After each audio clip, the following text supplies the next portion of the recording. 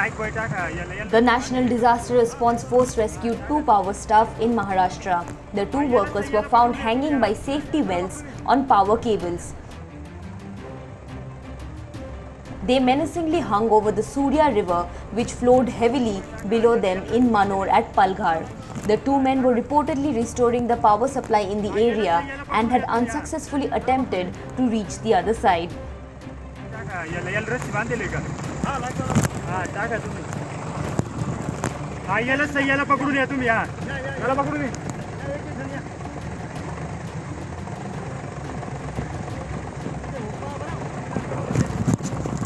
Along with the heavy rainfall, strong winds of 50 to 60 km per hour gusting to 70 km per hour have been predicted by officials over the southwest and west central Arabian Sea.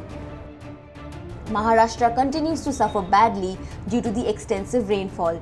According to the Relief and Rehabilitation Department, 76 people and 75 animals have died due to floods. A total of 38 people were injured and 30 people are missing. 90,000 people have been evacuated from the flood-hit areas. The NDRF is consistently conducting rescue operations in the flood-affected areas of Maharashtra.